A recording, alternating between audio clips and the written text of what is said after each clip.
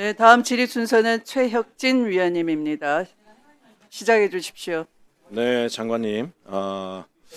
지금 신동욱 의원이 이재명 정부의 인사와 관련된 이야기를 했는데 제가 아까 그 표에 있는 면면을 보니까 그 윤석열 정부의 포갑과 탄압, 조작 수사 등에 의해서 억압을 당할 때 정의의 편에 서셨던 분들이더라고요. 그 기득권 편에 서지 않은 분들이니까 당연히 민주개혁 정부에서 중책을 맡는 게 당연한 건데 그걸 왜 문제 삼는지 이 자리에 우리 의원님들도 계신데 얼마나 호기롭고 정의롭습니까? 그렇지 않습니까? 예? 그 말도 안 되는 걸로 지금 이상한 그 음해를 하고 계셔가지고 제가 황당해서 한 말씀 드리고 시작합니다. 그 법무부가 검찰청에 대한 감독 권한이 있지 않습니까? 검찰청은 법무부의 외청 아닙니까? 검찰청에 대한 검찰 사무에 대한 그 지휘 감독을 할 수 있고 지휘 감독 권한이 있죠. 검찰청법 5조에 보면 검사는 수사에 필요할 때 외에는 검찰청 관할 구역에서 직무를 수행한다라고 되어 있습니다. 네, 그렇습니다. 예. 근데 자꾸 이런 얘기가 나옵니다. 장관님. 이게 윤석열 정부에서 이런 꼬라지가 됐다라고 생각을 합니다. 검찰부, 법무청이다. PPT 좀 띄워주세요. 제가 정부 조직 뭐 5만 군데를 다 봐도 이런 경우가 어디 있습니까? 기재부의 외청이 우리 조달청 뭐 이런 곳이죠. 통계청. 그럼 기재부에서 조달청이나 통계청에 나가서 파견 나가서 관리 감독하는 경우는 봤지만 지금 법무부를 보니까 좀 뭐예요? 대변인, 감찰관, 인사, 기획조정실장, 차관까지 주요 보직 전체가 검사들이에요. 이게 왜 이렇게 됐나 봤더니 윤석열 정부에서 지금 한 32명 정도, 그것도 많죠. 그런데 그거를 갖다 56명까지 24명이나 지금 검사 파견을 늘렸습니다. 저는 뭐 이유는 하나라고 봐요. 한동훈 장관이 검찰 세력들을 갖다 힘을 얻어서 자기가 차기 대권을 얻으려고 저런 식으로 법무부 체계 자체를 왜곡시켜놨다라고 생각을 해서 결국은 이런 얘기가 나오는 거 아니겠습니까? 법무부 검찰청이 아니라 검찰부 법무청이라고 하는. 근데 지금 보니까 인사 라인까지 전부 다 검사들이 차지하고 있기 때문에 아마 장관님께서 이걸 다시 회복시키려고 해도 내부의 반발들이 있지 않을까라는 염려가 됩니다.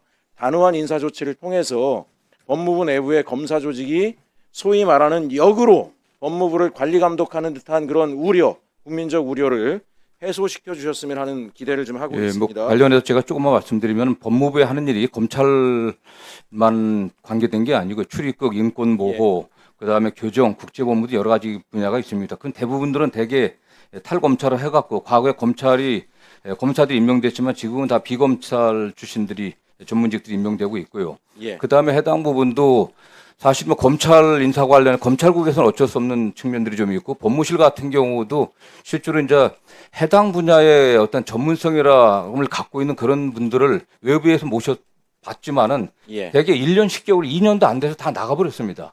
경력도 짧고 여러 가지 문제점들이 있었기 때문에 돌아왔는데 지금 의원님 지적하신 점 고려해갖고 저희 노력을 하겠습니다. 다음 PPT 좀 보여주세요. 요 다음 거 보여주세요. 지금 인권공 문제 말씀드리면 나간다 그리는데요. 제가 좀 알아봤습니다. 비검사 출신, 사실 검사들이 인권 탄압에 사실 선봉에 서 있었기 때문에 비검사 출신들을 문재인 정부에서도 상당수 법무부에서 영입을 해서 인권국을 개편을 했었어요. 근데 다시 이게 윤석열 정부에서 인력을 다 늘려가지고 검사 출신들이 장악을 했는데 비검사 출신들이 왜 나갔느냐? 한동훈 장관 체제에서 회의 결재 등에서 전부 다 왕따를 시켜버렸대요.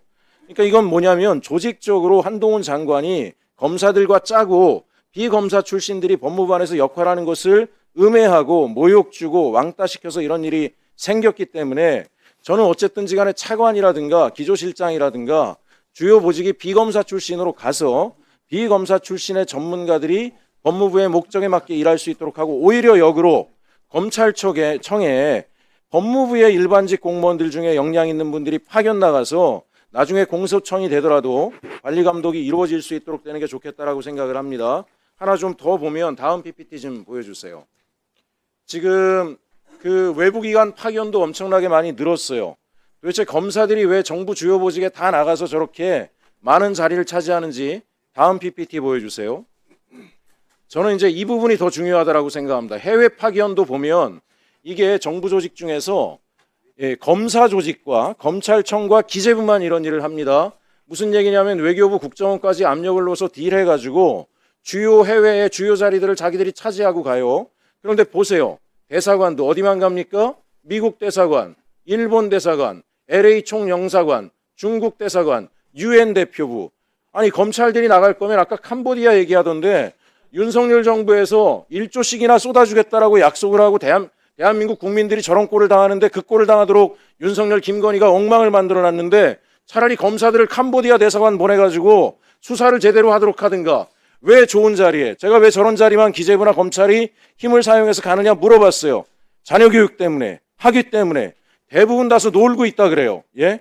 그러면 지금 우리 대한민국이 지금 우리가 이제 유통 채널도 다 다변화해서 지금 새로운 공급망을 뚫어야 되는 시대에 왜 우리가 위험 국가에 보내세요? 아프리카 앞으로 우리가 교육해야 될 국가에, 교민들이 범죄에 노출돼 있는 국가에 가서 우리가 상업적으로도 현지를 개발해야 되는데 검사들 법무부에 왜 두세요? 장관님, 저는 지금 너무 많이 있으니까 한 3, 40명 빼가지고 아프리카, 중동, 캄보디아 앞으로 우리가 진출해야 될 국가들 보내가지고 현지 국가의 검찰 당국하고 협력해서 대한민국 사람들이 가서 거기서 마음껏 활동할 수 있도록 하는 게 좋겠다. 이렇게 하는 것들은 적절치 않다라고 생각합니다.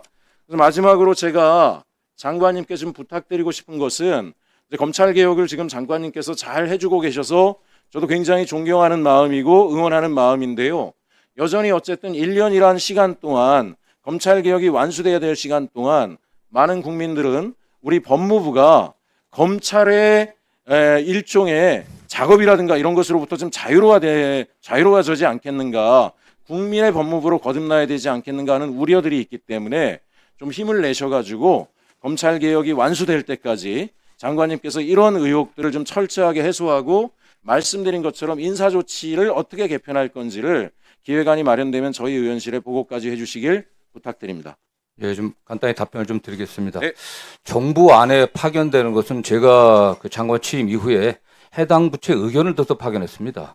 해당 부처에 요청하지 않으면 저희들이 절대 파견하지 않는 걸로 했었고요. 근데 해당 부처에서 대부분 강력하게 요청을 했습니다. 저희들이 줄여야 되니까 필요하지 않으면 요청하지 말아달라고 했는데 대부분 요청을 했고, 예를 들면 환경부 같은 경우는 파견 나갔을 때 파견을 이번에 줄였습니다. 필요하지 않는 것 같아서 환경부 장관이 직접 저에게 몇 번이나 이 환경 관련 사건들에 대한 법리적 검토가 필요하니까 파견 요청을 강력하게 해갖고 저희들이 검토한다 그랬습니다.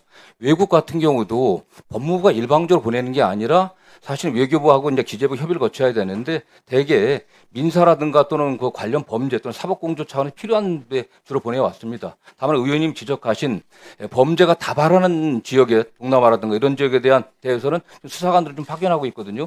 검사 파견 같은 경우를 적극 검토하고 일부에서 얘기하는 것처럼 장관이 검사들에 의해서 포획되어 있다, 포위되어 있다 이런 주장들을 하는데 절대 그런 거 없습니다. 국민주권 정부 하에서 법무부는 철저하게 국민의 안전을 지키면서 국민의 인권을 최대한 보호하면서 본인의 업무에 충실하게 저희들이 노력하고 있습니다.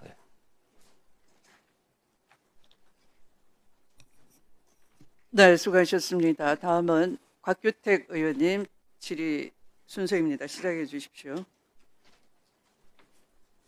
우리나라 이재명 대통령은 지금 5개의 재판을 받고 있는 피고인 신분